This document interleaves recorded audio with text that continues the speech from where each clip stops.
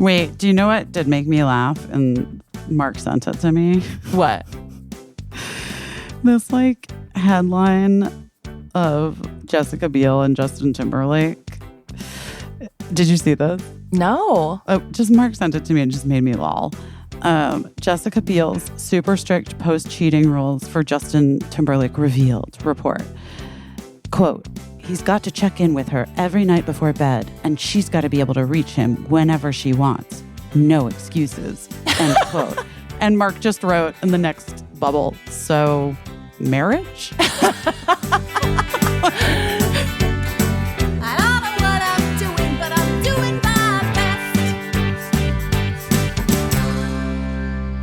How are you? You must be exhausted. I'm pretty tired, yeah. I'm very tired right now. But everything is good, you know. Busy's been doing press for the new season and all the seasons of Girls 5 Eva on Netflix. Lots and lots of press, lots of interviews, lots of things. How are you? How was the play? It was so great. I had such a fun time. That's awesome. Yeah, it was very nice. It looked really great. It looked like it had a great turnout. It was a pretty good turnout, especially for like rainy weather in LA. Some friends of the podcast came. Some of my friends came. My family came. Some of my family was in it. Lincoln was in it. But it was so great. It was so cool to be around all of those actors. And here are the main takeaways. A couple people really gassed me up because a couple of really experienced actors after the fact said, oh, we didn't realize you weren't an actor. You did a great job. You should think about doing more of this, which was really nice. One person who has so many IMDb credits, Retta and I were like, what show do we know her from? And we looked her up and we realized we knew her from every show. She's been on every show. A real Richard Kind. Yes, exactly. She was like, I would take it personally, I think, if you didn't like continue to try to do this. I think you should try to do this. And I was like, it was kind of funny because like, what a time. Like when everyone's like, you can't act, you can't be in anything anymore. It's not, it's, you know, it's very dire out there, but it was very nice. Well, no one's saying that. What they're saying is that like it's not sort of financially advantageous for people, especially people who are just starting out in this business to like try to make an actual living without doing a bunch of other things to supplement. Exactly. And then good news for you, Caissie, is that you do a bunch of other things. So if you did want to audition for things, like I don't think that there's any reason why you know what I mean? Like yeah, exactly. It's like it's a low stakes proposition for me. It's not like I'm having to move to another city or whatever if I wanted to try that. Anyway, it was very, very nice. The only slightly traumatic thing for me, which is less traumatic for me, more traumatic for my son Lincoln, is that we were there together, arrived in the same car, obviously, talked in a very familiar manner, obviously. And so two of the cast members confessed separately that they thought that he and I were together. They thought that he was my boyfriend and not my child. And one person was like, good for her, you know, like younger man, because I guess I was talking about a haircut that he got or something and it seemed, but no 21-year-old wants to hear that someone cool thinks that your mom is your girlfriend. Yeah, maybe don't say it on this podcast then. You know what I mean? I thought it was so funny. He was saying like we have to work on our mother-son energy a little bit so that we put out less friend vibes and more mother-son vibes. What does that mean? I don't know. Honestly, that just seems weird to me. I don't know. But then one other person just thought that we were doing a bit about being mother and son. Like they thought it was a joke. And then they were like, that's so funny. That's so funny. And then I was like, no, I'm like, sincerely, he is my son. And then she was so apologetic to both of us, being like, I'm so sorry that I thought that you guys were doing a bit about being mother and son. And Lincoln was like, honestly, of all the things that people have thought, that's not the worst. So no need to apologize. But it was kind of funny. Obviously that made me feel like, well, but it made him feel like, wah, wah. But he had a great time, and the entire cast was amazing. I had so much fun hanging out with Retta. She was so welcoming. Lisa Ann She's Walter. The best. Lisa Ann Walter also tours a lot with her son because he's a musician, and he said to Lincoln, people think that I'm my mom's boyfriend all the time, and it's just how it is.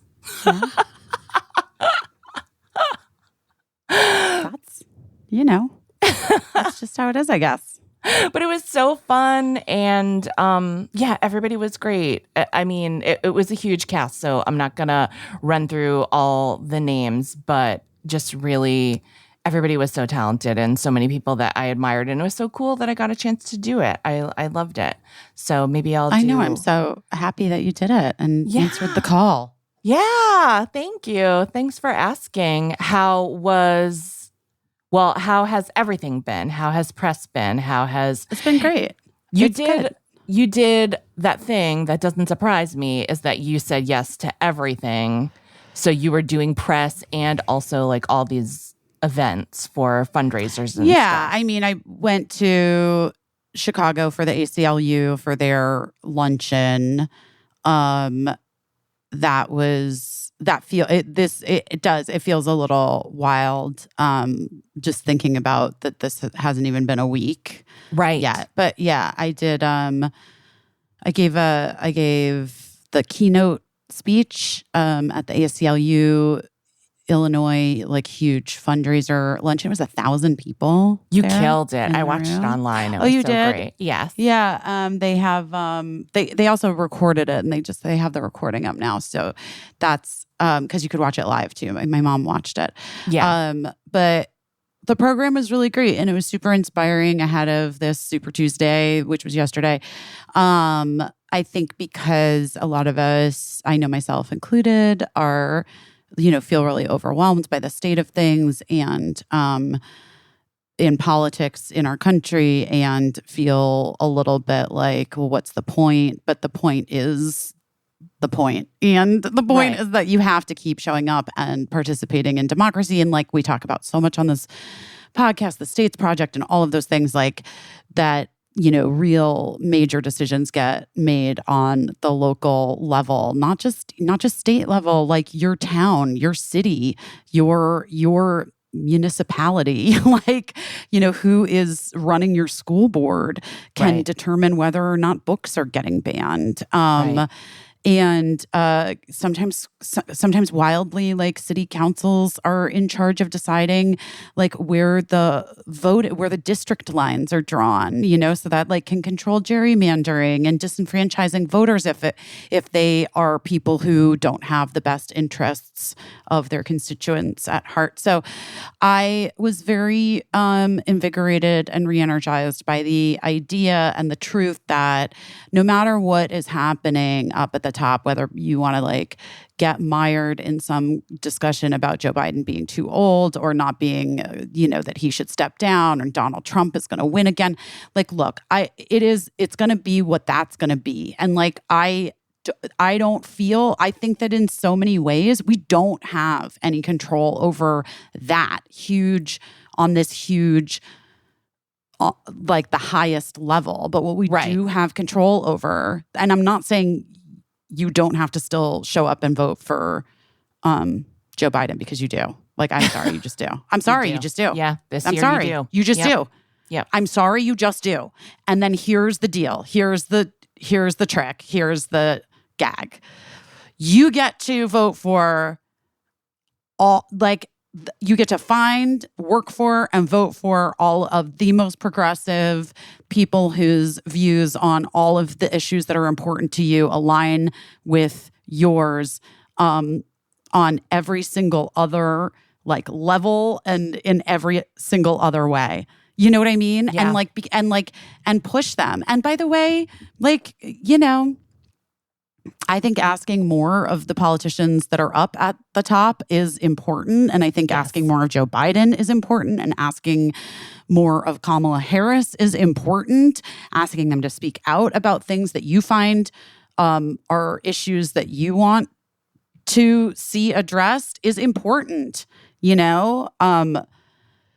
I just feel like I don't want to be in a position where I'm hearing people saying that they're not going to participate, because truly, if you're not participating, then it really is, then our democracy really is over. It's and here's the fucking thing, dude. Like, honestly, in so many ways, what we are seeing now is in part just, this is free will. Like, people have the right, a lot of times, we have the ability to protect our democracy. We have the ability to show up to be poll watchers in places that are vulnerable for things like intimidation. And I'm not going to lie, like, it's scary. I get it. I'm freaked out. But there are so many good people and so many people who want to see rights reinstated and want to see people living their lives the way that they choose to live them, free of hate and discrimination and judgment because of things like who they happen to love or how they identify, or how they, family plan. Right. Like, I just am. So anyway, that was ACLU. And I had to I wrote remarks that were like, I think my speech was like 12 to 15 minutes. I can't remember exactly where I landed, but I wrote that speech. And then I came back and Birdie went back to Sweden on Sunday. And then Monday, first thing in the morning, 5:30 a.m., I was up getting hair and makeup done. And I went and I did the CBS morning show with Gayle King. And she was just so delightful. And I loved her so much. And she was so wonderful. I just love her. She's such a hero. Everybody loves her so much. When I worked at Watch What Happens Live, we always played this song that we found on YouTube about this guy just wrote a song about Gayle King. She's worthy. She can do anything. She honestly, she really, really can, and she's so delightful. And then I had a full day, and then I had agreed, even though I knew the timing was going to be a little bit like my brain was going to hurt. I was going to feel really, but I had agreed to host the NYU Langone Faces Gala, which is the organization fighting to end epilepsy and seizures. That's what FACES stands for in this instance. Because the doctor that got Birdie in and has been treating Birdie, Dr. Oren Davinsky, is the head of that research department, and it's his foundation. And so he had asked me personally if I would host the event. I did. I asked if they could get Caissie to write the show, like the remarks and things, because I was like, I literally cannot. You were not I don't have time. No, between that, because I knew I was writing the ACLU thing, and then I knew I was doing press for Girls 5 all day. So you did that, thankfully. And you got one little treat. Can we talk about the one little treat? Oh, yeah, for sure. But also, wait, I just want to say, I said this to Dr. Davinsky, I was like, next time, Dr. Davinsky, you have to have a teleprompter. I can't. There was no teleprompter. I know. There was no teleprompter. And it was just too hard. It was too much. Like my brain, I really felt like, oh my God. Yeah. At least like a laptop, like DIY teleprompter situation, something. It was like just very difficult. There are ways, especially. Yeah, I should have tried to figure it out. But I couldn't because I didn't have any time. You didn't have time. I literally went from doing, so then we did like a press junket on Monday all day. Yeah. And then I went from the press junket, I ran home, said hello to Cricket and Gina, changed into an outfit for the fundraiser, and then went right to the fundraiser. And then I was there until like almost 10 at night. I saw it was really late. It was really late. And then woke up at 6:30 the next day for hair and makeup to do press all day. Woo. Yesterday. Yeah. Anyway. But I want to mention the one treat that you got because I was so excited by it which was that. And I felt so privileged. I got to send you a preview of the video because I was the one working on the copy for it, is that they had a little introduction video from Harrison Ford, which I thought was just going to be him talking about the foundation and his connection to the foundation, but it wasn't. It was a whole cute little bit about how Busy Phillips was hosting. And so anyway, there's now a piece of videotape where Harrison Ford says your name a couple times, and that ain't bad. No, it was really exciting. It was cute. And people enjoyed it. And people... Oh, wait, hold on one second. You know what I love about this Blissey pillowcase? What? I didn't really know that pillowcases have anti-aging qualities. For real. And I do think like the thing of waking up without like heavy lines on your face. Because Busy, when I wake up with lines on my face, like that's a wrap for the day. They're not going away. They don't go. Like the pillow marks on my face, there's nothing you can do to get rid of them. No. And so, I mean, you could like go get an IV, I think, of water. You know what I mean? Like just get like some sort of like I don't even know. Maybe, but who has the time? So I need to wake up without pillow marks on my face. And that is what the Blissey is doing for me. And it's really good for my hair, which I habitually mistreat. I'm bleaching my hair. I'm doing all kinds of things to my hair. I wash it all the time because I'm always putting a ton of product in it to get it to do what I want it to do. So when I go to bed and lay down on my Blissey pillowcase, it keeps my hair in smooth, nice condition. I'm pampering my hair. Well, Blissey's award-winning 100% mulberry silk pillowcases are honestly what's best for your hair and for your skin, reducing frizz and tangles. I told you we got to use these mulberry silk pillowcases for my one daughter who was really tangly hair. The hair is just so tangly all the time unless we use these pillowcases. And like you said, it can also prevent breakage. And for me, for my face, for my skin, especially when I wake up and I have to like roll into doing my hair and makeup, I can't have a line across my face for the first half of the day. It's just not possible. No, especially not you. Not right. Especially can't report to set. But none of us can. I'm going to say none of us can. Here's the thing. I know that the universe is very focused on self-care, and I hear from a lot of people like, who has the time? Who has the time to sit and do this or to do this treatment or that treatment? This is self-care that you can do while you're sleeping anyway. Put a Blissey pillowcase on and you're doing this beautiful treatment to your hair. It's self-care. It's self-care. Your hair won't be frizzy. While especially you're like if you're a person that gets like a blowout, you know where I really noticed the difference? Like when Matthew does my hair, like my hair looks really good right now. Matthew did my full blowout today. Yeah. I can sleep on the Blissey pillowcase, wake up in the morning and it looks perfect. Yeah. Which I love. It's worth the investment to preserve your blowout, to preserve all the skincare that you're making an effort to do during the day, just so you don't wake up looking like, like you have on previous pillowcases. Yes, exactly. Blissey pillowcases are made of 100% mulberry silk, like I said, which is naturally hypoallergenic. So you can also sleep more comfortably without itching, without getting like any kind of skin irritation. And unlike other silk pillowcases, these are of the highest quality silk, and you put them in the machine wash. You just wash them.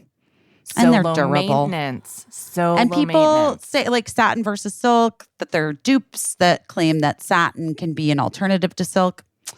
It's just not the same thing. Satin is made from synthetic fibers like polyester. Silk is a luxurious all-natural fiber. Silk is more breathable. It feels so good on your skin. It's that very, alone very would be worth it. Yes, it is an investment in getting better sleep and waking up and looking great. Everybody loves them. They have a ton of different prints and colors. They make great gifts because there's an option for literally anyone. Men love them too, guys. Men love them too. They have over 1 million raving fans. You should be the next one that's on there just talking about how much you love it. Try now risk-free for 60 nights at blissey.com/busypod. and get an additional 30% off your order. That's BLISSY.com/busypod and use code busypod to get an additional 30% off. Your skin and your hair is going to thank you. Okay, did you know that Fatty 15 co-founder Dr. Stephanie Venn Watson discovered C15 as the first essential fatty acid to be found in over 90 years while she was working with the U.S. Navy to continually improve the health and welfare of aging dolphins? That's how she discovered it. That's amazing. And I'm trying to age like a dolphin. Me too. That's why I'm obsessed with Fatty 15. It's really simple because essential nutrients keep our cells healthy, which keeps us healthy. We can get sciencey about it. Studies have shown that C15 works by strengthening our cells, improving our mitochondrial function, and protecting us against damaging free radicals. And the result is better long-term metabolic, liver, and heart health. And it turns out lots of people are deficient in C15, which results in weaker cells. They quit working earlier than they should. And that makes you age faster and sleep poorly and feel gross. Does that sound like a thing that you can relate to? Because if it is, have we got a thing for you? Yeah. Fatty 15 is a science-backed, award-winning, vegan-friendly, and pure C15 supplement. By replenishing our cells with that essential C15 nutrient, Fatty 15 effectively repairs our cells and restores long-term health. Woo-hoo! Science! Go science! Science! Fatty 15 is made from a patented, pure, and oxidation-resistant C15 powder that's derived from plants. So it is vegan-friendly. It's free of flavors, fillers, allergens, or preservatives. C15 is the only ingredient in Fatty 15, 100% pure. Listen. I love it. May as well try it. Yeah. I like it because no fish burps. No fish burps. And that's the thing, guys, when it really comes down to it. It functionally will lead to a myriad of exciting benefits now and as you get older. Improved metabolic, liver, and heart health, smoother functioning joints, deeper sleep, healthier hair, skin, and nails. It all feels essential. Also, it comes in this really beautiful reusable glass bamboo jar. Refill capsules are shipped directly to your door quarterly in pouches that are made from recycled materials. We love them. Why don't you give it a try? Fatty 15 is on a mission to replenish your C15 levels and restore your long-term health. You can get an additional 15% off their 90-day subscription starter kit by going to fatty15.com/busy and using code busy at the checkout. Fatty 15. It's my hairdresser here in New York, Matthew Monson, who is, because I want my hair to be pink for my premiere, for the Girls 5 Hour premiere tomorrow night. Nice, yeah. Because of the look, like I just want to do it pink again. Yeah. But I'm like kind of out of the stuff I usually use, which is overtone. Yeah. And I'm out. Like, I'm not out of it, but I'm like, I don't have. It's not enough to get in. It's not enough. And so then, but overtone is only like direct to consumer. They don't sell it in stores. So you have to like order it. And of course I didn't, because of all of these other things that we're talking about. I forgot. Now you need pro help. Matthew like ran out. I did press all morning this morning. And then Matthew just ran out to like some beauty supply stores and he's like, I've got a bunch of options. I'm like, great. Nice. I will do it.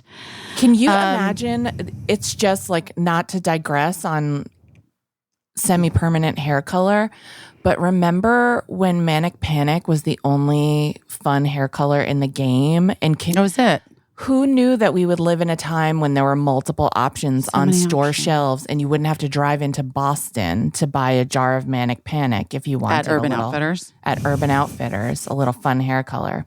Anyway, yeah, Harrison Ford. I was so excited about that. People liked it. Yeah, I mean, that was also a huge room. It was like almost 800 people. Oh my gosh, amazing. Yeah. It was incredible. And I have to say, it was also just like, it was also pretty intense. Like it's, epilepsies and seizures, affect so many people. And, and I think since Birdie's diagnosis in December, like I haven't really like talked to other people, other parents, or been around. I mean, really just Lake Bell, like we talked, Right. But there is such a strong community of support and like moms and things. And, and they and they were able to raise a lot of money, and it was great. And I was like so happy to be able to do that and be there for Dr. Javinsky and to like also really see all of the work that they're doing is incredible. Right. And and Harrison Ford has a personal connection because his daughter also has epilepsy, has seizures. Yeah. And is okay. Yeah. So then that was that. Oh, and then last night I went like a crazy person. You went to a concert last night. I did because I felt I wanted to go see Hooray for the Riff Raff. And because I love that new album. And she's so interesting to me because she's like, her music is like so inherently like listenable and great and in all those ways. But she also is like, her music is activism, and it's really powerful. It's really cool when like somebody is able to do those two things together to see how they combine their art and their fighting for what's right. And I just felt like,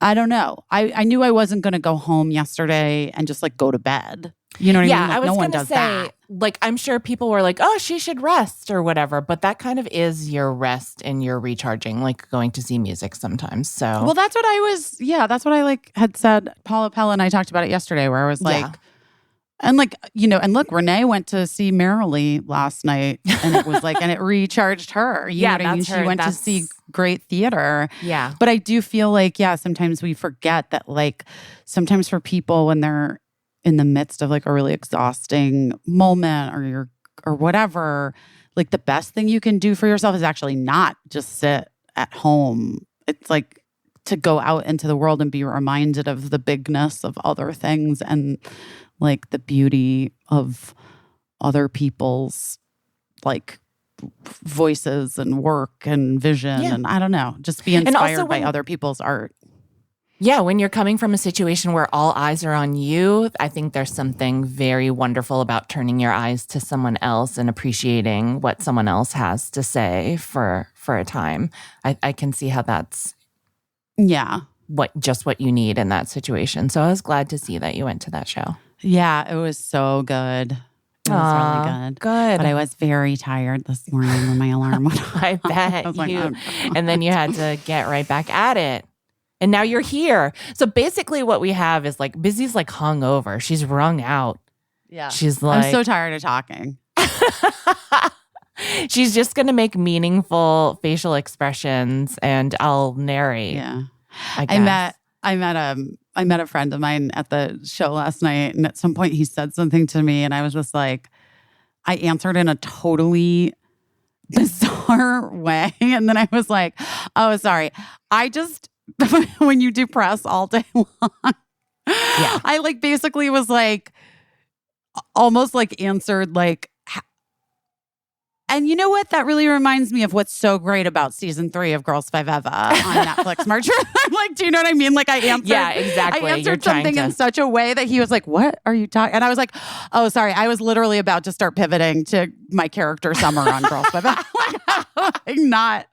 That's hilarious. I texted you a piece of good news, something that like we had been waiting to hear, like, is this yes or no? And I texted you and you were just like, okay. And I was like, oh my God, she's either in the middle of something so busy right now or she's so exhausted that she can't type anything more than okay. And I felt so sad for you. Yeah, I just was sort of like, okay, that's great. Okay, I mean, I'll deal with that later. I can't. You can't even think about it now. No, I couldn't. My mom also texted me something. Like, she's like, my aunt was texting me like some things, and then my mom was like, "You're busy. Your aunt needs it." And I was like, "Mom, I'm literally, you know what I'm doing like right now. So could you please just like take this one? Just take this one. Thank you." It reminds me of when I was being wheeled into the operating room to have a C-section, and it was because it was the only day my doctor was available. It was also the same day that we had already agreed to move into a new house. And so it was the first time in my life where I took advantage of a friend who said, "You're so busy. You have so much going on. What can I do to help?" And I was like, "You can go to Connecticut and move my shit into my new house. Like, you can meet the movers. Could you do that?" And of course, our friends, Michael and Kathy, said, "Yes, we'll do that." But as they were wheeling me into the operating room and Matt had his scrubs on, he leaned over and said, "Oh my God, I have the keys to the new house in my pocket right now." He hadn't left the keys. And I was like, "Oh my God, I know this. I remember this story. I remember this. Dude, I'm busy. I don't care." Yeah. It's not for me. Not for me. You figure that out. Can you imagine if I had just like sprung into action and been like, "Here's what you need to do"? I was like, it was a time of firsts, because for the first time I was like, that is none of my business, and how it gets solved is none of my business right now. I know. And it's interesting because I do think that like, yeah, I think we all can do better with the people in our lives. So like when we need to know that like, oh, this isn't for them to figure out right now. Like, you know what I mean? It's so hard, and especially where we have access to each other all the time and we can like text at any time.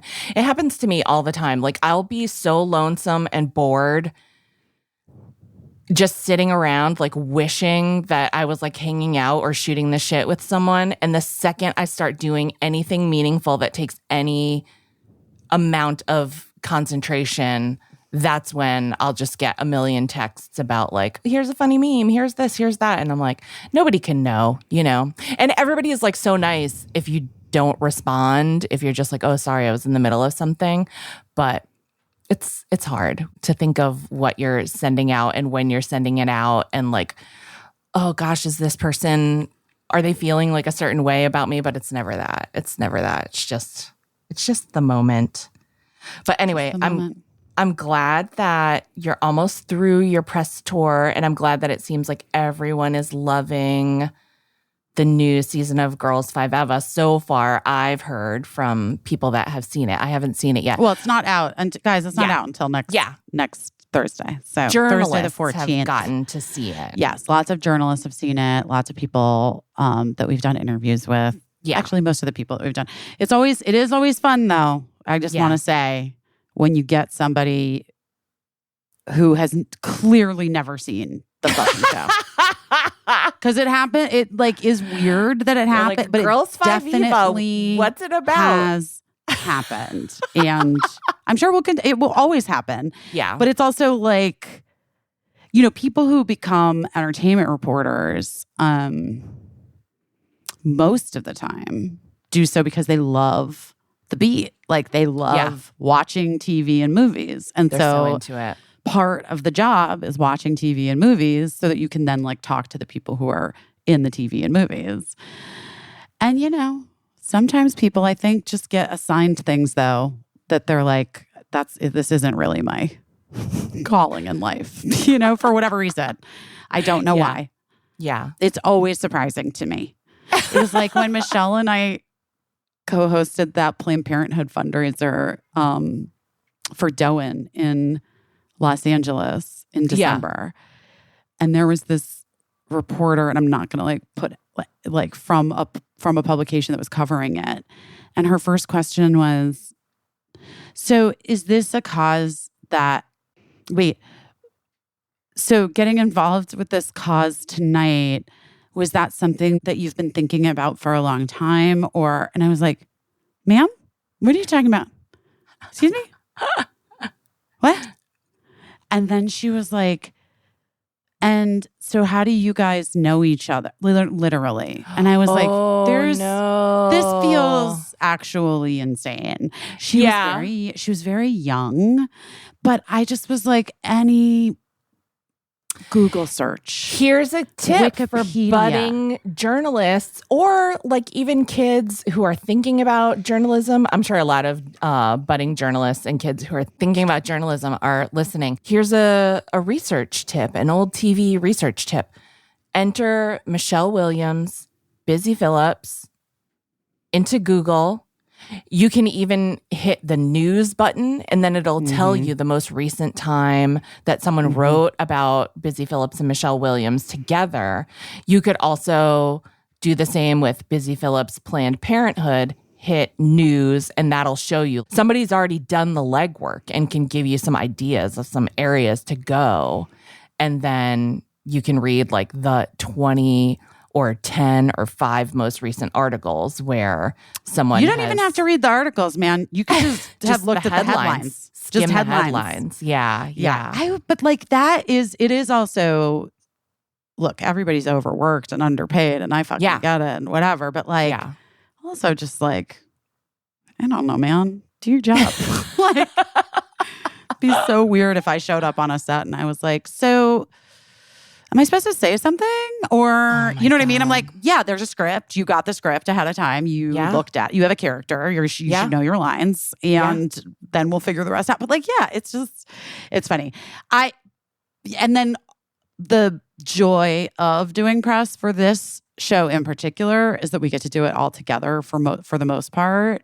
Yeah. And that is wonderful.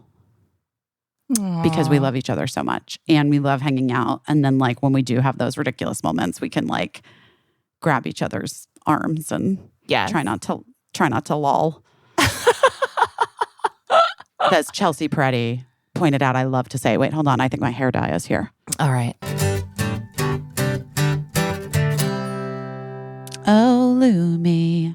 Oh, you guys, have you gotten Lumi yet? If you're not getting Lumi yet, now this is it. This is this is it. You got to get on board. Come on. I got it in my bag. I got it everywhere. That whole body deodorant. Come on. It's so good because here's the thing. As we're getting into the warmer weather, it's not just like, I don't just need deodorant under my armpits. Like I need it in some other places, including on my feet because I like to wear my sneakers without socks and it gets gross in there. Lumi's helping me do it. Lumi's going to help me get through the summer. Lumi was originally created by an OBGYN. Fast forward 6 years, and this game-changing whole body deodorant, sometimes I use it on my bra line when I'm doing my workouts, like around my bra, my boobs. Yeah. Between the boobs. This whole body deo has earned over 300,000 5-star reviews from people like us who just honestly know that it works and are here for it. It's 72-hour odor control everywhere, anywhere you need it. We love it's baking soda free. It's paraben free, which is important in my family because I have a child that's allergic to parabens. And there's a variety of fresh and bright scents like clean tangerine, lavender sage, toasted coconut. I like the lavender sage. I also like the clean tangerine. I also like the toasted coconut. I like all the scents, and every time I use it, my husband is like, "Oh my God, what is that perfume that you're wearing?" Yeah, and I'm like, "It is so good. Literally Lumi deodorant and Lumi body wash." Literally deodorant. Lumi starter pack is perfect for you if you're a new customer because it comes with a solid stick deodorant, the cream tube deodorant, which is like the whole body deodorant, and 2 free products of your choice, like the mini body wash or deodorant wipes, and free shipping. As a special offer for our listeners, new customers can get $5 off a Lumi starter pack with code BEST at lumideodorant.com. That equates to over 40% off your starter pack when you visit lumideodorant.com and use code BEST. I mean, go get your Lumi deodorant starter pack. Have you guys ordered your Hungry Root yet? I bet you've been using Hungry Root a lot lately. Yeah. Well, especially because I'm so busy and I've been traveling, and I just know that like Hungry Root is the easiest way for me to get fresh, high quality groceries in my fridge and pantry. Yeah. And simple, very healthy recipes delivered right to my door. I just love the way Hungry Root eliminates decision fatigue for me.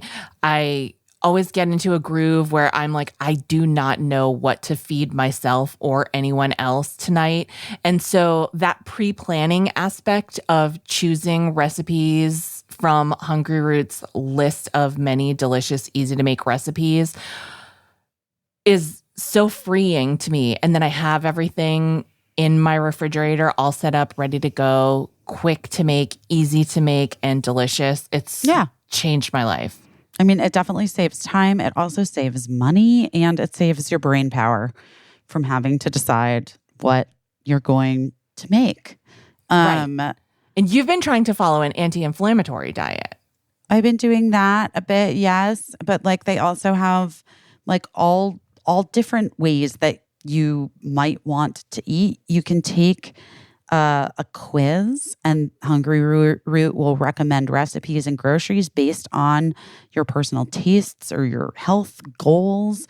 But every single order, even if they recommend things, it's fully customizable. So you can take the suggestions or you can choose to just do whatever you want. And there's all kinds of things, high quality meats and seafoods, fresh veggies, pantry staples, healthy snacks, cookies, ready to eat meals, all kinds of things. Anything any kind of person could want to eat or enjoy. Any way you're trying to eat or have to eat, Hungry Root has you covered. And it's so easy. It's the easiest process, and it shows up right to your door. I mean, honestly, it is something that I feel like all of us could just get on board with, because I don't know about you, but boy, do I dislike wasting my precious few hours at like trying to like navigate a grocery store and a checkout, you know? Right. And Hungry Root thankfully has been here for me. Really here for me. Right now, Hungry Root wants to be here for you and is offering Busy Phillips is Doing Her Best listeners 40% off your first delivery and free veggies for life. Yay! Just go to hungryroot.com/busy to get 40% off your first delivery and get your free veggies. That's hungryroot.com/busy. Do not forget to use our link so that they know that we sent you. Look at all this hair dye I've got. Well, now I'm never running out. I've got so many different ones. Oh, yeah. Lime Crime. I've got Wella Color Charm Paints.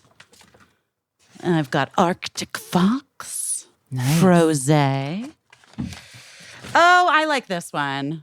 I like Cara Color. Cara Color's great. Okay. That'll be great. Guys, we're good. We're going to get that pink. We're going to get that pink right back in this blonde hair. Nice. Yes. That's exciting. When are you going to color your hair pink? Oh, like tonight. Okay, but by the way, tonight, so we were supposed to have more press today. Yeah. Including doing like the lighting of the Empire State Building. But it is just started raining yesterday and it's still pouring out. And so they thankfully were like, I think we're going to not be able to do the Empire State Building. It's like, you can see the Empire State Building from you can't even see the Empire State Building right now because it's just the cloud cover is so low and it's raining and whatever. So thankfully, which is how I'm able to do this right now. But I am hosting like a fundraiser with Cool, Kule, that like they make like cute stripy sweaters and shirts and things. Yeah. And is it Prink Shop? It's like PRINK shop. And they make those 1973 T-shirts that benefit Planned Parenthood. Yes. So I'm hosting like a fundraiser thing tonight for them. Oh my God, girl. For Planned Parenthood. But that was just like, because it was like, that was when it was happening again. Yeah. And they had reached out and asked me. And I was sort of just like, yeah, I mean, you know what? In for a penny, in for a pound. Yes. And I also just feel it's like nice to balance talking about yourself nonstop. Yeah. That's just how like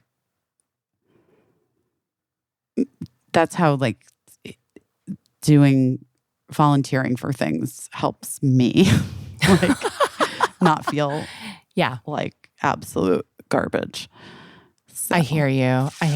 Yeah. It's a little bit of a mind trick that it does on you, I'm sure. Yeah. Meanwhile, I love to talk about myself. I'm kidding. I think most people, no, I mean, I actually think most people do. I think it's like it's healthy to like. If you had to do it professionally, you'd get over it real quick.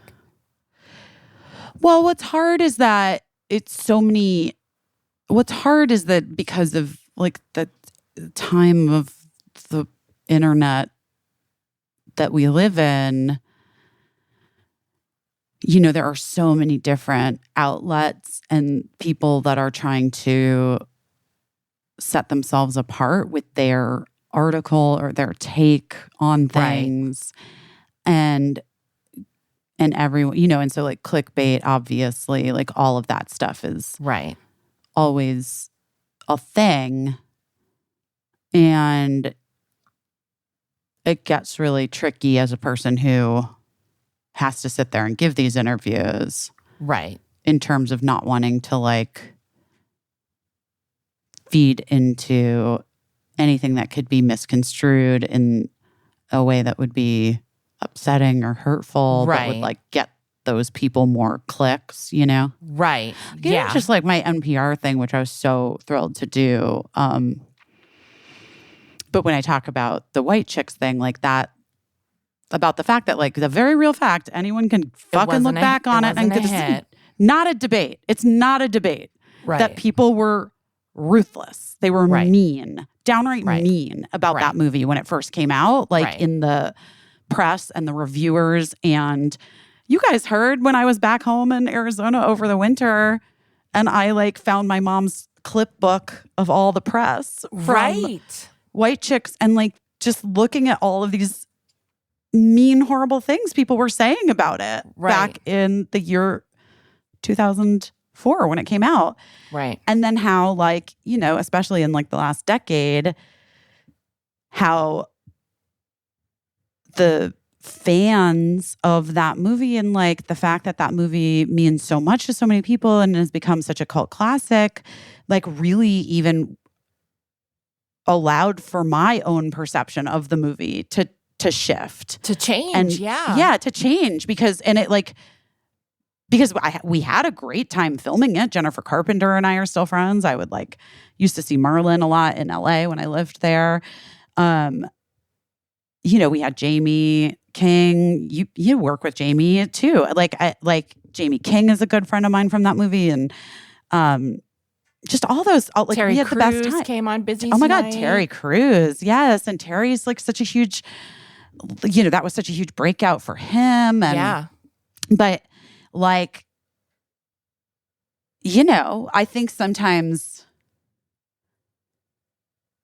I was, there were people that like, there were some like clickbaity headlines even from that came out of it. And like some fucking guy on my Instagram was like, fuck you disrespected the weigh-ins and no one would even know who you were if not for that movie. I'm like, well, first of all, sir, like we can get into that on another channel. Do you know what I mean? But but I was like, did you even hear what I said? Or did you just like read some fucking shitty headline and like you thought you knew what it was? I don't know. It's like that kind of shit's exhausting. And it's exhausting not because I'm like Googling myself and seeing the headlines because I'm not. I actually am not. I'm like very healthy about that. I don't have a fucking Google alert. My publicist I do for you. I know. So I know everything. But like, so does my mom. But like, my publicist will send even like a list of all the press pickups from all the press that we do. Right. And I don't even look at it because what can I do about, unless there's something that they need to discuss with me in particular, like, okay, I don't know. I said a thing, I put it into the world. It is what it is. And like how people take it or leave it is up to them. But it does get like when people start, I don't know, when people like come at me for some shit like that, where I'm like, that's not even what it is in the you're like interview. If you want to be mad, but you're mad about something that doesn't exist. Yeah. And like maybe be mad at the reviewers and people in Hollywood in 2004 who made me feel really bad about being in that movie. Here's a point, and and I'm not saying this to be critical of anyone, whatever. People do not read. People do not read, and they do not fully look at anything in this like internet social media age. Even people that I love so much, they'll respond to an Instagram story that I posted with a link on it saying like, that looks cool. Can I get the link for it? And I'm like, all that the whole story was the link. Like that's all there was. People just they never read to the end of an email, which is like what I've learned. Like an email can't be longer than 3 lines. No one's going to read past the first 3 lines. If you have you can't ask, Mark taught me this years ago. You can't ask more than one question on an email. Yeah. People, once something starts to get into a thread on Gmail, people will never go back and find. So I always start a fresh email. It's free to start a fresh one with a really clearly labeled, you'd think it would go without saying, but a really clearly labeled subject line so that people can search for it in their inbox if they're so inclined. But most people won't even do that. Most people will just get in touch with you and say they can't find the thing and can you like re-forward it to them. Mm-hmm. So it's just like, I think a lot of people are information overload. And I hear you. There are times when I can't see something that's right in front of my face either. What I do take exception with is people that get all riled up about something that they think they're seeing and it's not, like, why are you going to come for someone over something that you think that they said, but you didn't even bother to read beyond the headline, whatever, blah, blah, blah. There's so much to be mad about. That being mad at you for a relatively benign, based on facts, feeling that you had about... A feeling that I had in 2004. Right. To be mad at me about a feeling I had in 2004. Okay. All right, everybody. Right. Everyone? Okay. And I would think that the Wayans brothers love you, and they're very loving family. So... they've always been very kind to me, so I imagine that they adore you. And so, White Chicks fans, let's not worry about it. Let's not worry about Busy talking about the feeling she had many years ago based on... Dude, and what I said was, and the feeling shifted. Right. With, like, I always loved it, always, like, had the best memories. It wasn't even like, I wasn't even like... It wasn't okay. For instance, Dawson's Creek was a hard thing for me to film. It was hard for me on that show. I had a hard time. I was away from I write about it in my book. I was away from my friends and my family at a time in my life. Like, you're 21, 22 years old. You like want to be with your friends and family. Fucking 9/11 happened. Like, it was like a rough 2 years for me filming that show. And it was back in the day. We're filming 22 episodes. So I was there from like, the beginning of August until like May. Yeah. Like, it was like almost the entire year that I was living in a small town in North Carolina, away from all the people that I knew, at 2 airplanes away from my home in Los Angeles. Right. It was hard for me. And Michelle and I've talked about this, the experience in especially the last few years of people expressing what that show meant to them, how it was so special for them, how much they loved our characters, like all of those things reframed for me my own experience of that time in which like I don't even sort of really I've let go all of that other stuff from it. And I just... Yeah, because you're not living that right now. Because I don't live it. And I'm not living it. I haven't lived it for almost 20 years or whatever. Right. Or 20 years, maybe? 20 years? Yeah. 20 years. Everything's 20 years ago. It's so true. Like, I haven't lived it for 20 years. And now I can just really appreciate it for what it meant to people. Because that's like why I do this anyway. You know what I mean? So like my own experience point is for it to endure in some way. Yeah, the point is for it to endure past like the very human feelings. And by the way, every person does this. Every person is like, middle school is hell, and it is at the time. But then later, when you're a grown-up, you remember like, oh, I had some fun times with my friends. Hopefully, like that's the goal, that those are the things that you retain and you sort of, the other things fall away or like, I don't know, you block them out or whatever. But like everybody does that, hopefully. Totally. But the thing is like, because you're saying it to a microphone to someone on the red carpet, like people are going to be like, getting in all, like these are your memories. You're entitled to have your memories and you're entitled to have and they're benign. They're benign. I know. I'm pretty sure I'm entitled to have my own experiences and my own feelings about things that I did. But you would be surprised because people feel of like all the things in the world. But like politically, like that's where we're at too. People feel like happens all the others time. Aren't allowed to have their own experiences or feelings and beliefs. People feel like other people aren't allowed to have their own beliefs.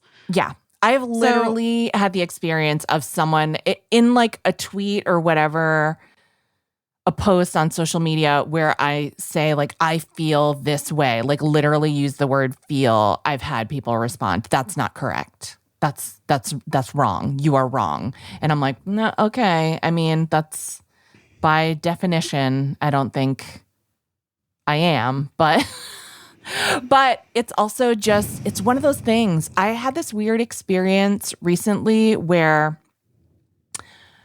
someone on my Facebook, someone who I kind of know, like an acquaintance or whatever, I noticed that I wasn't seeing that person anymore. And I was like, maybe they quit Facebook, which why wouldn't you? That was so weird how all of Meta was down on Super Tuesday. That was very freaky. Instagram, Threads. Was it weird? Yeah, true. But anyway, I thought, oh, this person just left the platform. That makes sense. A lot of people have. My mother-in-law left Facebook. But then I started seeing this person who, like, I didn't recognize their name. And that's normal. Like, a lot of people friend me on Facebook, and I have, you know, I'm willing to like sometimes give people a chance, even though I have like kind of a complicated formula for accepting friend requests on Facebook, a proprietary formula, which I'll share with you if you're curious. You can message me. But I was seeing this name that I didn't recognize, and they were being so trolly and so inflammatory. And then I figured out that it was this person had just changed their name on Facebook, and with the name change to like not their actual name, just became like the biggest fucking opinionated bully asshole. And I was like, oh my God, they like totally empowered themselves to just be like talking to people like every post was like a newspaper comment section. You know how people get in like the New York Times like recipe section where they just like unburden their soul / bully people about like substitutions that they're trying to make in guacamole or whatever. Like, let your freak flag fly. If you want to put peas in guacamole, that's your business. That's between you and your God. You know, I'm not going to like beat you up about it in the comment section. But this guy is just treating it's so wild. And I'm just like, oh my God, he underwent like a total personality change, a social media personality change. And like, this is something that clearly he's been wanting to do. and clearly something that has been calling to him, and now he's doing it. And it's so wild to me. It's so weird. It doesn't surprise me. It's something that's just in some people. Like, there's a lot of tactlessness on social media where, like, I think people are like, oh, you look fatter, or you look skinnier, or you look tired, or what have you done? Like, people have been asking me lately a lot of, like, what I've done to my face when I post a picture. And I'm like, nothing. I can't afford to do anything to my face. I would do a lot of things, but I would also tell you everything that I was doing because I'd be so stoked about it. But that is not what I'm prioritizing right now. But that is kind of tactless to be like, what is going on? What's changed about your face or whatever? But it's kind of just, I don't know, people feel okay doing it. And I know for you, it's times a million. But then there's this like other thing like that's beyond tactless, and it's kind of like a gleeful like meanness that I don't know. I don't know what that, I mean, we'd have to talk to an expert, I guess, about, or I'm sure someone's written about like what it is that drives someone just to be a see you next Tuesday. I mean, their own personal pain. I guess. I don't know if we have to like talk to experts about it. True. I feel like it's like, it's people that are in pain, and it's like anger, you know, hurt it's all people, hurt people. And sadness, and you know, like it's all so much. Here's a question so many people that I do have for you. Do you feel like that kind of shit affects you less over time? Like, did it used to really ruin your day, but now it doesn't as much? Or like what? Or does it depend on the moment? Does it depend on I think it depends. Yeah, I think like anything, it depends on the moment. And, you know, I think I have such a better understanding of it now than I did when in the advent of like social media and, you know, well, also just like the beginning of my career when I, you know, remember, we all know the story when I looked at the IMDb message boards and somebody said I looked like a dinosaur, and then I like really it stuck in my, I mean, still like to this you day. Really internalized Although I really internalized it. I mean, I don't feel that way anymore, which is so funny. But like finally, it only took 25 years. Yeah, for me to not feel that way. Like, you know, I think that like also just the therapy of knowing that most of the time, and this is like interpersonal things included, although that's it's a little bit trickier, right? Like when you have things with like friends and like actual friends and family members, but almost always like it's not about you. Right. Like, right. It's about them, and it's about what they're going through and what they're, and it's not to say that people don't fuck up, like, because that's a different thing, you know, like we all make mistakes, and we should be allowed to make mistakes, by the way. Yeah. And not be, and live. And not be completely, like, I mean, yes, not be completely destroyed for the mistakes that we make, whether they're like on social media or in public or like in our own relationships. I think we can all agree on that. I would hope we can all agree on that. Although, I mean, when you get to social media, sometimes it feels like people don't agree on that, and that they do feel like when people make mistakes that they should, like, you know, be wiped from the face of the earth or whatever. Yeah. It's not applied. I'll say it's not applied evenly. That's what I think. Like, some people are allowed to live down their mistakes. Some people are not allowed to live down a mistake. Like, people will bring up something like, remember in 1999 when this person, and then they're like digging up all this old, you know, and I get it. Like, some things are egregious, and it was interesting to me with the death of Iris Apfel, like the tributes for her, but I saw very little about like she was a Trump supporter apparently and did not enjoy President Obama. She thought that he was the worst president of her lifetime. Which, by the way, those are opinions. Opinions, you know. But also, I never even knew that about her. This is what I'm saying, but it's just like, it was interesting to me that I saw so little about it. And I was like, well, maybe people like in that case, they just think it's like a benign opinion and it doesn't, like she was still snappy as hell. She's a snappy dresser. Well, you know? I also think she never, her style was incredible. But I also feel like I don't know. I guess I never saw her saying, I never saw her saying those things. But obviously she did. But maybe, who knew? I just saw people like reference it. And I was like, oh, it's interesting. I guess I kind of knew that in the back of my mind. Like what she specifically said, I think, is like that the press was giving Donald Trump too much of a hard time and that she thought Obama was the worst president. So, you know, you can take from that but I'm like, if someone else who maybe wasn't like an adorable style icon had said that, I don't know that they would have been able to live it down. And then there's also like the question of, in death, do we let go some of the things that we don't agree with that someone may have said in the past to celebrate like what we appreciated about them.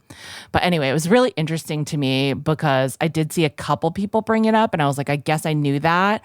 But I definitely did not know that, but all I kept thinking was, if someone else had said those things, that might have been something that would stick to them so much that they wouldn't be celebrated at all in death. And Iris Apfel was very celebrated, I felt. Like that was my social media feed. It was just interesting.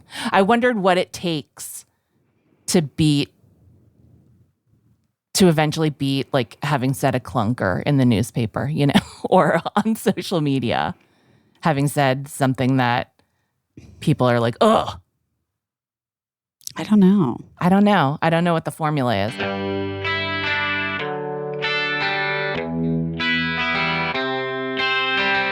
Oh my gosh, children's vitamins are important because I think our kids sort of like have gaps in their nutrition, especially I know my kid does. Yeah. And why I love the Haya vitamin. Yeah, because I know that you had that experience where you were wanting to do the right thing, just feeding your kids giving your kids I was feeding them vitamins. Gummy vitamins that ended up having an effect on their teeth. Yeah, look, most children's vitamins are filled with like at least 5 grams of sugar, and a lot of them have a bunch of gummy stuff and can contribute to a variety of issues like, you know, cavities.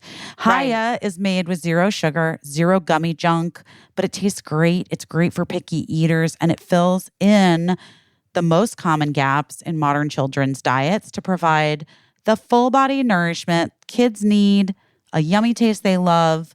Formulated with the help of nutritional experts, Haya is pressed with a blend of 12 organic fruits and veggies, then supercharged with 15 essential vitamins and minerals, including vitamins D, B12, C, zinc, folate, and many, many others to help support immunity, energy, brain function, mood, concentration, teeth, bones, and more. It's non-GMO, it's vegan, it's dairy-free, allergy-free, gelatin-free, nut-free, everything else free that you can imagine. Yeah. And then only has the good stuff in it. It's designed for kids of all ages. Again, shipped right to your door, guys. You can decorate the bottle. It's so fun. They love it. They put little stickers on it and their name. It's really kind of the greatest. And you don't have to worry about forgetting to pick up more when you go to the store because they will send them right to you. We've worked out a special deal with Haya for their best-selling children's vitamin. Receive 50% off your first order. It's a great deal. To claim the deal, you got to go to hayahealth.com/busy. This deal is not available on their regular website. Go to HIYAHEALTH honeylove's.com/busy and get your kids the full body nourishment they need to grow into healthy adults. You know what I was wearing on stage in that play? What? I was wearing my Honey Love body shaper because I just needed to feel secure, and it makes me feel so secure, and it was so comfortable, and I knew that I'd be like changing backstage and everything, and it was just the perfect thing. It really made me feel confident on stage. I love their body shapers because I love the compression is targeted, and it doesn't feel like it's squeezing me like I'm like a little sausage. Yeah, you know what I mean? It feels like comfortable, but it smooths all the lines. So that does not surprise me. I really love our sponsor, Honey Love, because I love that they've revolutionized the bra game. Because you don't have to have underwire and bulky fabrics. Because Honey Love's bras feature supportive bonding that eliminates the need for underwire without sacrificing that lift. It's kind of the fabric magic. Is so soft. Yeah, it feels like your skin. It's just like you just see the difference. Again, it's just like a nice shape, guys. I just love a nice shape. It's soft. In my bras and my shapewear. But supportive. Yeah. You can breathe. Listen, Honey Love's bras are so comfortable. You just won't have that experience of like, ugh, I got to get home and take off my bra. You really won't. Right. It's wild. It's the best airplane bra. It's the best bra for flying, 100%. Yeah. They also honestly, they have some mesh detailing. It's a little sexy. Right. And they have that back smoothing fabric to prevent a bra bulge. Yeah. And, I love that V bra. That's my flying bra. Yes. It lifts, it separates, but it's not like a shelf-like bra. There's no uniboob. Yeah. And they also have their very breathable, versatile leggings and their shapewear, like you mentioned. Honey Love just has you covered, guys. They really do. For a limited time, you can get Honey Love on sale. Get 20% off your entire order with our exclusive link, honeylove.com/best20. You can do two things. You can support our show and you can get yourself a great bra or some shapewear and support yourself at honeylove.com/best20. Treat yourself to Honey Love. You deserve it. Wait, do you know what did make me laugh? And Mark sent it to me. What? This headline of Jessica Biel and Justin Timberlake. Did you see this? No. Oh, just Mark sent it to me and just made me lol. Jessica Biel's super strict post-cheating rules for Justin Timberlake revealed. Report. Quote, he's got to check in with her every night before bed, and she's got to be able to reach him whenever she wants. No excuses. End quote. And Mark just wrote in the next bubble, so marriage? So what was happening before? Family cellular plan? Someone you have children with? So somebody that you, okay. Well, that's a perfect example of how something so benign and run of the mill is tried to turn into a sizzling tried to be a headline. Sizzling headline. Also, who do you think from Jessica and Justin's camp is giving factual details of no one? It's so stupid. It's so dumb. And that people just will run with that. People will be like, I read that. And people will form opinions based on that. People will be like, Jessica Biel is being so tough on Justin. And other people will be like, Justin's a dog. That's why he has to have a short leash, and it's just nothing. It's just taking up space. It's air. It's just air. Words on paper, as we always said about comedy that we wrote that we knew wasn't the best when we were just words on paper. It's just words on paper. Yeah, we didn't get to talk about. Did we talk about Kate Middleton being missing? Whatever. What is happening? And then, of course, people think that they finally released a picture of her driving with her mother, and people are like, it's a body double. She doesn't have the mole. I'm like, maybe it was a mole removal she got done while she was getting the abdominal surgery. I don't know. What? I don't know. It's all so much. And then the Glaswegian Willy Wonka experience. Did we talk about that last week? No, I don't think we did. I did really love it. The Willy Wonka that was on the record, the actor that was one of the Willy Wonkas, like immediately got milkshake ducked on social media because he had dated one of his acting students, allegedly. He got milkshake. What? He got what? Milkshake ducked is like, I might be explaining this wrong and I don't want to Google it because I think it's annoying when I Google things. But milkshake ducked is like the slang that somebody did a genius social media post once about like, it'll be like you see a duck drinking a milkshake online and you're like, oh my God, that duck is so adorable drinking a milkshake. And then like 24 hours later, you find out the duck is a racist or whatever. So because like, it's like the Streisand effect kind of. Someone brings a lot of attention to themselves by going viral for like a really positive reason. And then because of all the attention, somebody digs into a little deeper layer. Got it. And that person gets gets immediately punished. And everyone kind of feels maybe not punished, but immediately something is uncovered about them. And then everyone feels kind of stupid for celebrating someone that they didn't know anything about, which how could you know anything about that person? They just literally became notable. Good Lord. But so anyway, that guy, a student came forward and said that they had dated, allegedly. I don't know. But then the woman is on Cameo, the Oompa Loompa, I know, the sexy I posted Oompa it today. Loompa. I know. I love that for her. So funny. I hope she gets. I hope she gets Oompa Loompa. I thought she looked like depressed as fuck Oompa Loompa. Well, it was supposed to be like a sexy Oompa Loompa costume. It was? Like yeah, it's like off the shoulder. None of the other Oompa Loompas in the movie have off the shoulder dresses.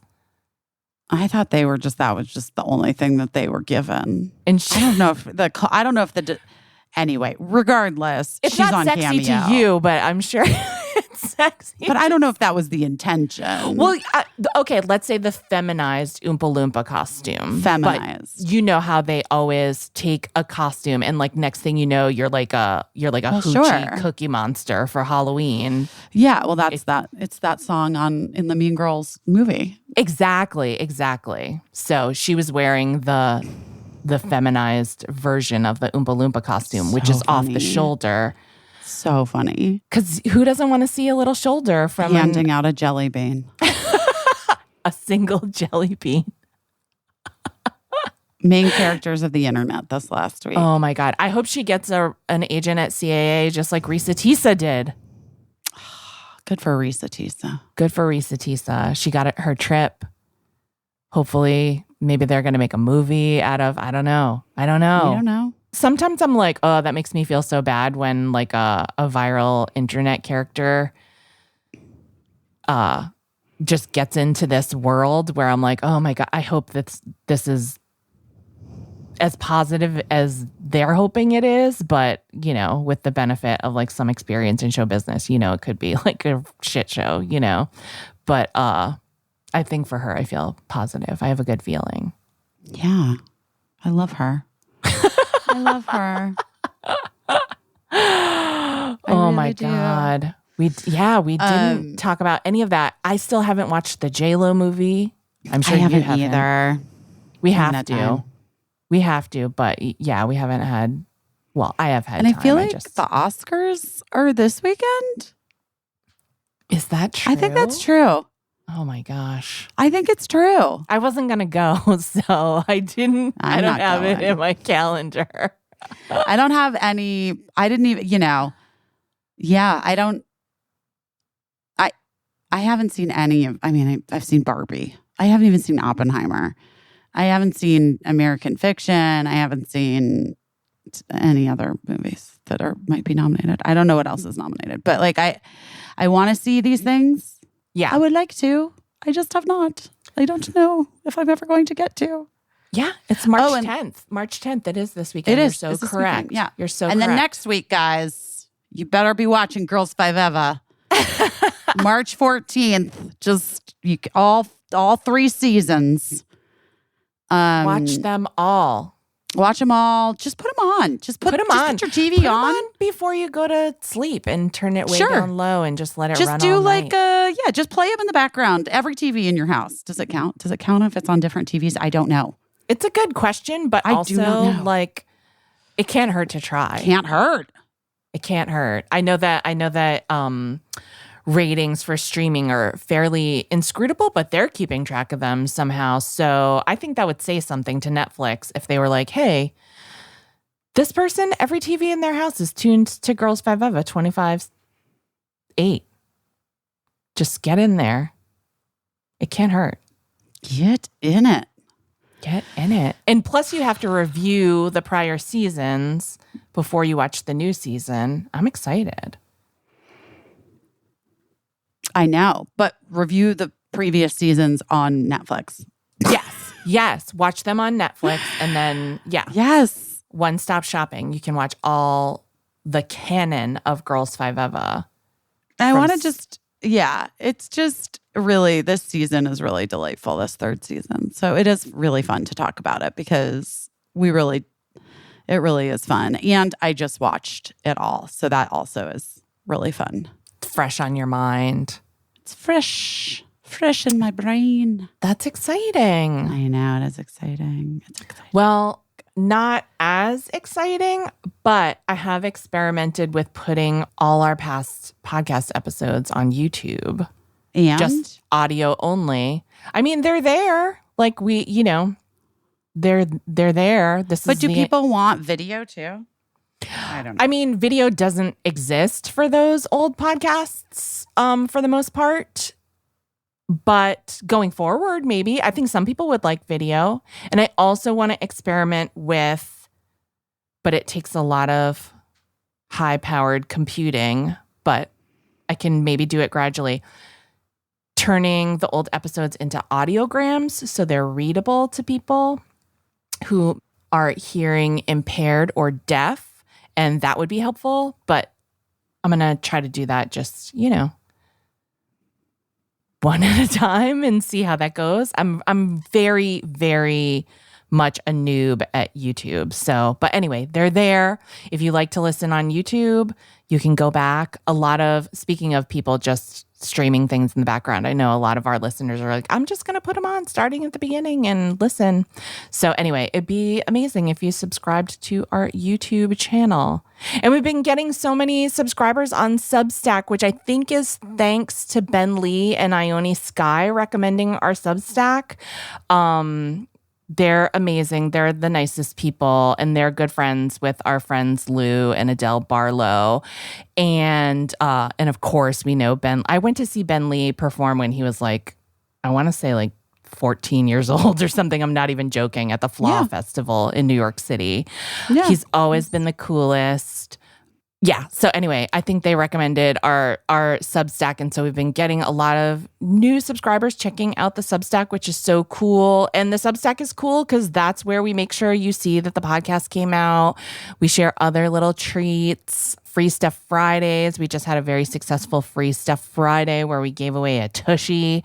So, you could be winning a Tushy if you subscribe to our Substack, and that's like open to everyone, not just paying subscribers, the Free Stuff Fridays. So I mean,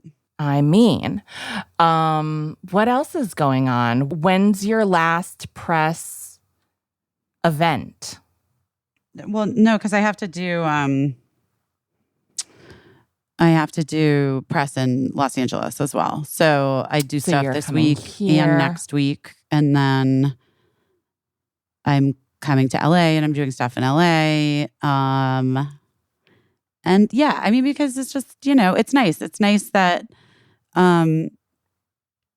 Netflix is really excited about the show. And so they're like working hard to make sure that we do a lot of different things so that people know that it's there and happening. So it's good. It's a nice thing. It's nice to be busy doing press. It's like, feels like, it really does feel like that they want it to succeed by getting the word out, So it's really nice. Yeah. Especially in this time, because, you and I have certainly worked on projects, and I think a lot of our friends have worked on projects where something happens along the process and either I don't know, sometimes there's a change of leadership at a place or whatever happens, but we have definitely been in that situation where I know we both have, where we've worked on something that it seems like nobody cares about it and nobody is helping you get the word out about it. So I'm really happy that Netflix is doing a full court oh my God. press. Yeah. Yeah. I was actually talking to my friend last night and he was saying he had dated this girl who was on a TV show years ago. And that he was when I tell you there was not one booking for her, he was right. He was when that show came out, he's I remember her just being so bummed. They right. did nothing to promote right. it. And it felt so disheartening. And he's so, I was yeah. no, I know. I'm so grateful for it, but I am acting like a crazy person. I'm saying things you asked me if I wanted you to grab me a drink, and I made some weird comment that was that was as if I was being interviewed. Oh my gosh. You know what happened to me yesterday? Something that is affecting me throughout this interview. You're tired, but I'm scarred.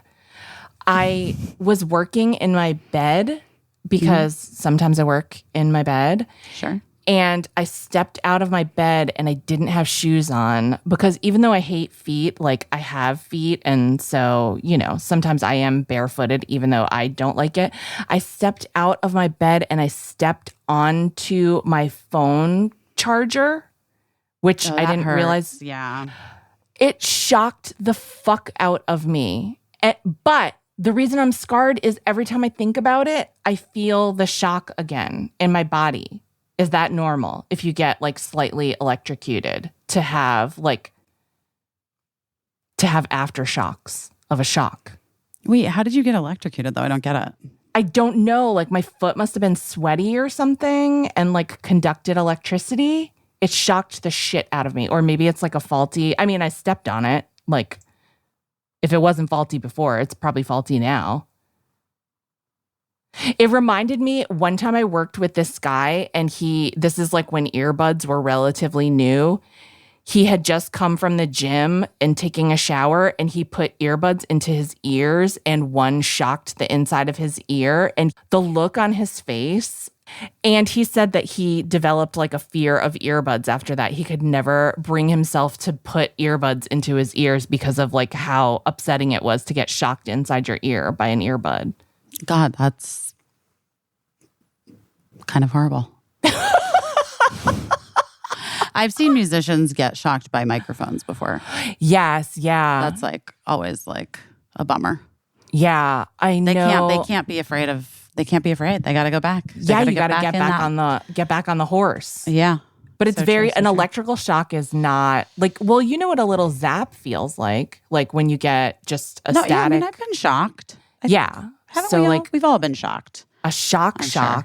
is a bigger shock is. Ugh. Yeah.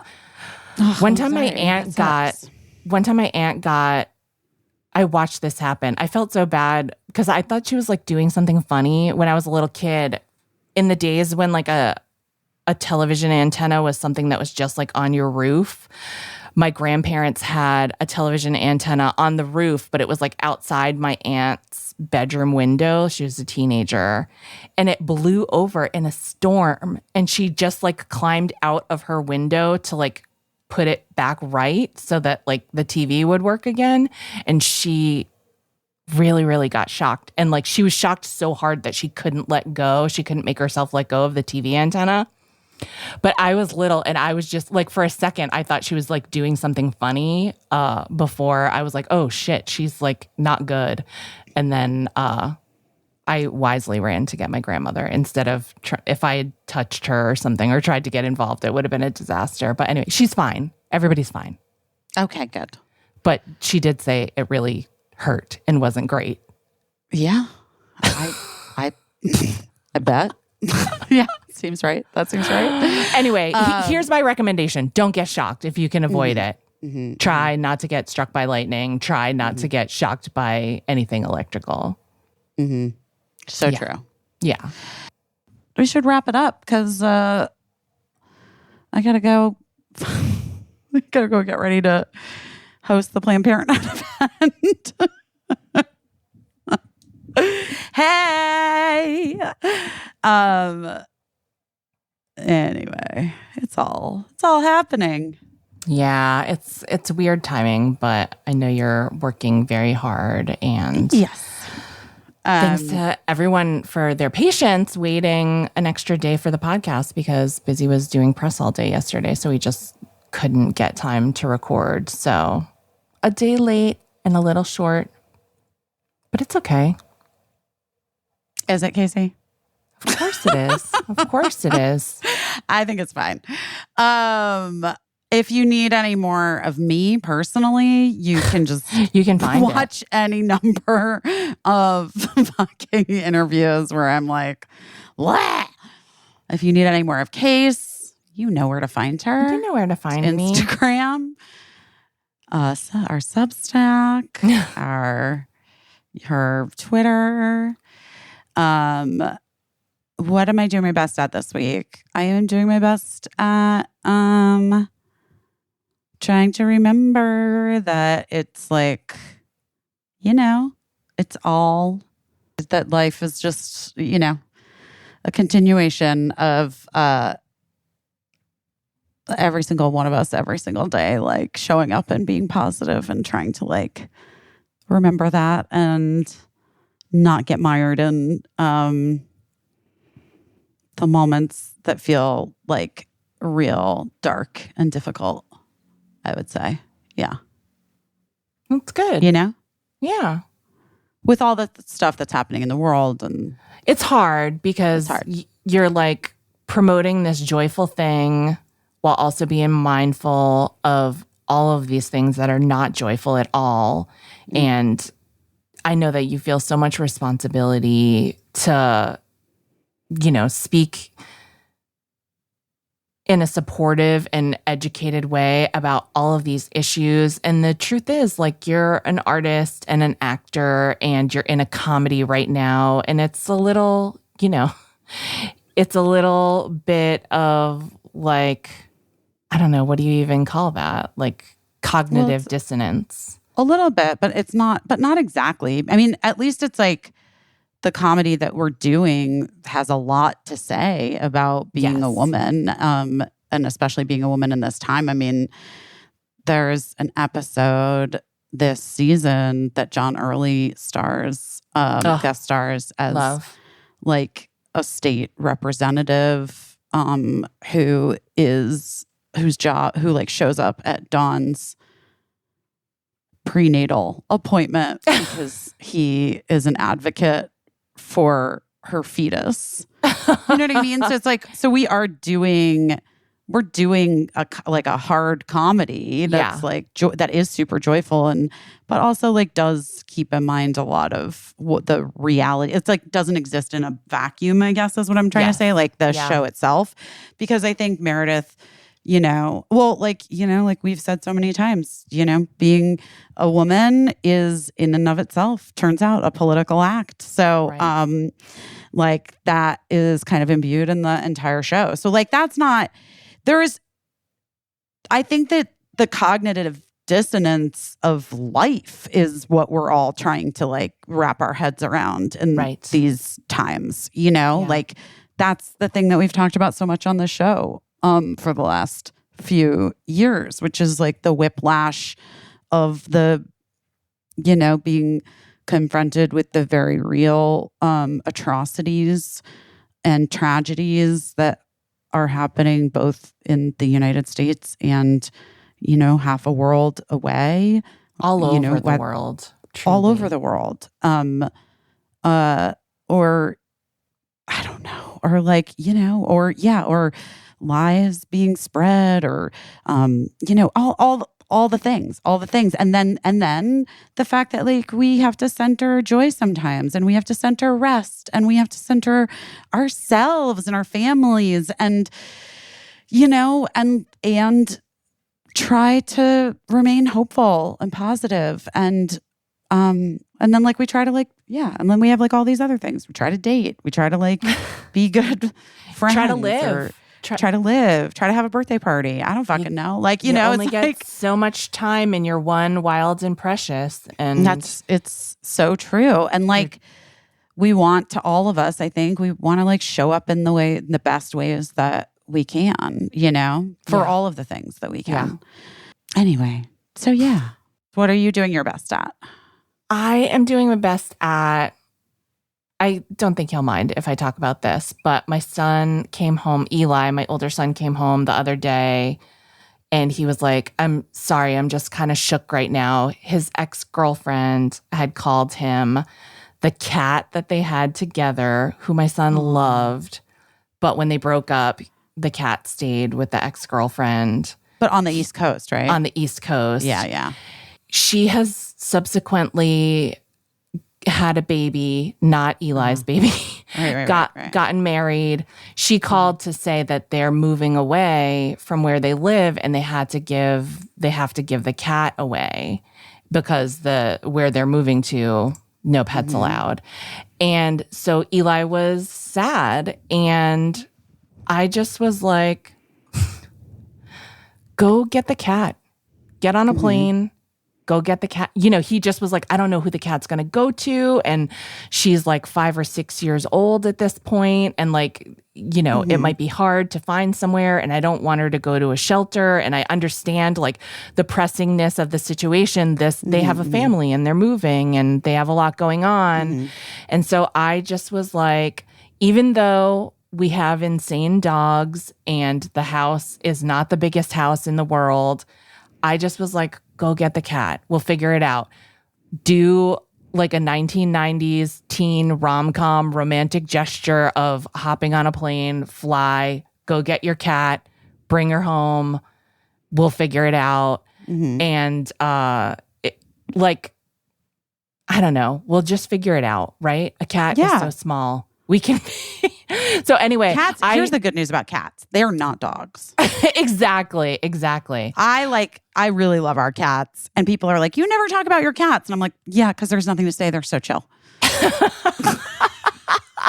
they're good. They just sleep a lot. They like to find spots of sun. They use a litter box. They're very clean. They eat once a day. Once a day, my cats eat. That's it. They eat once a day. They're good."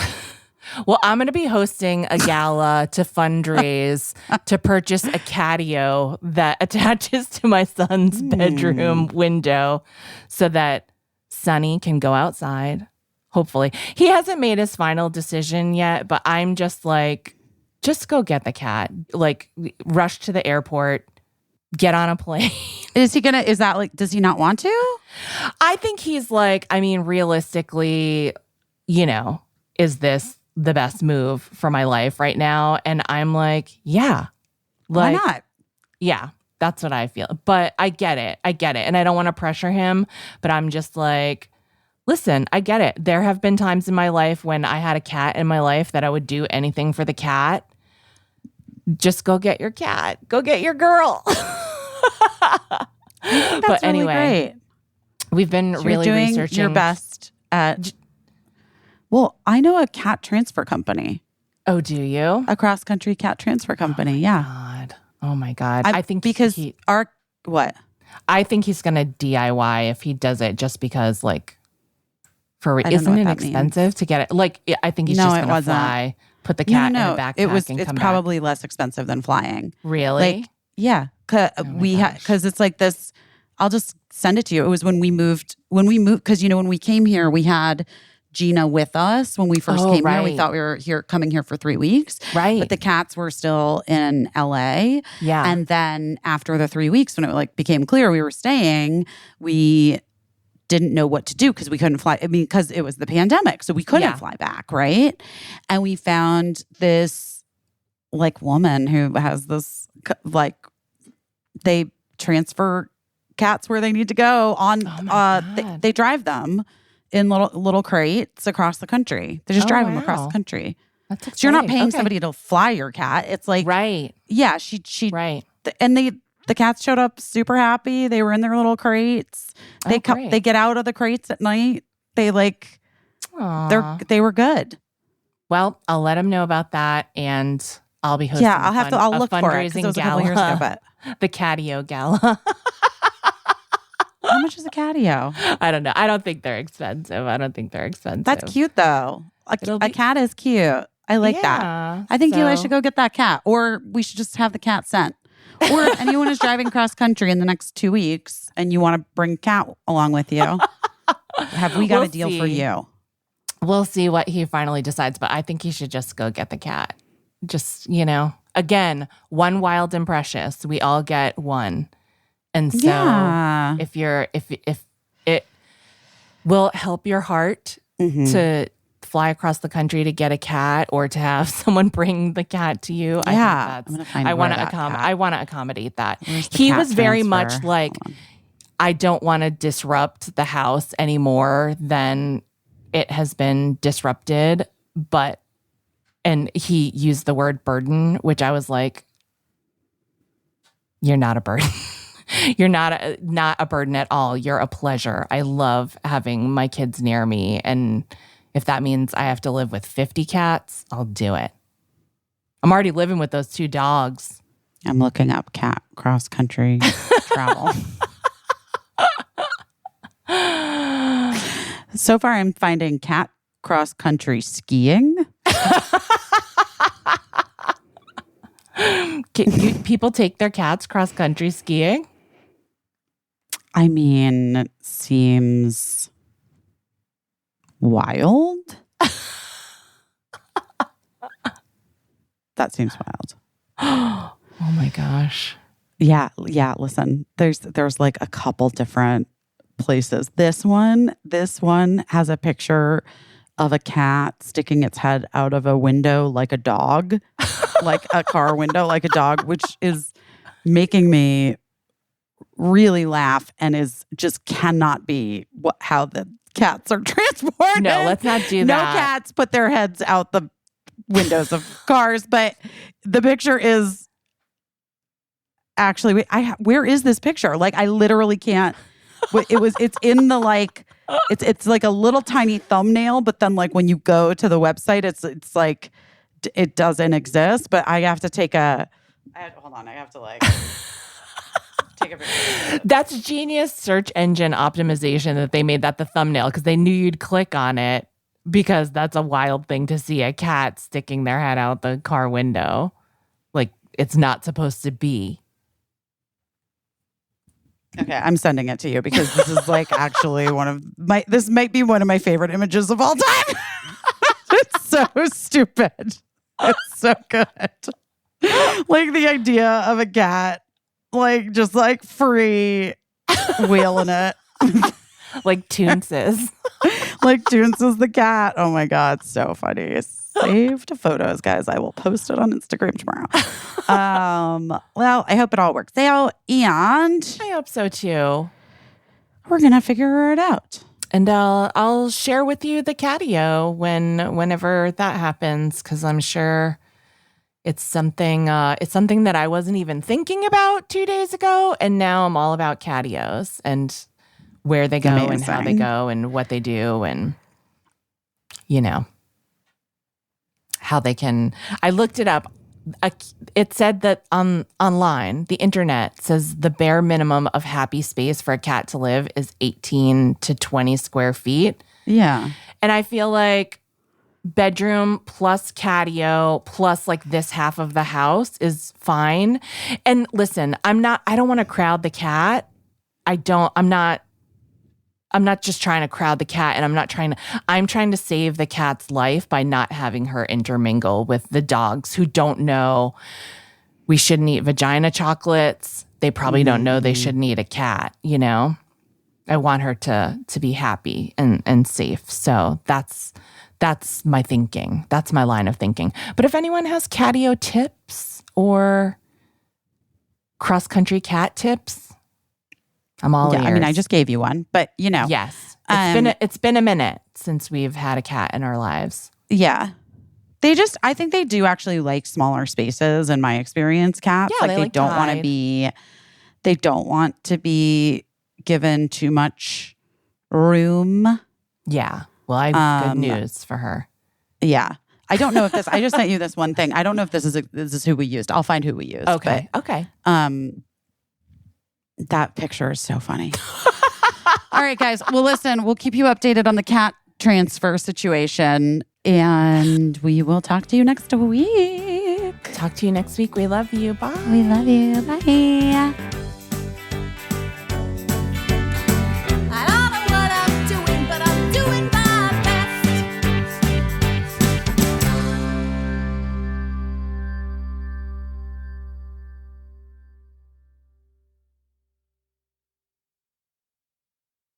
Oh, no.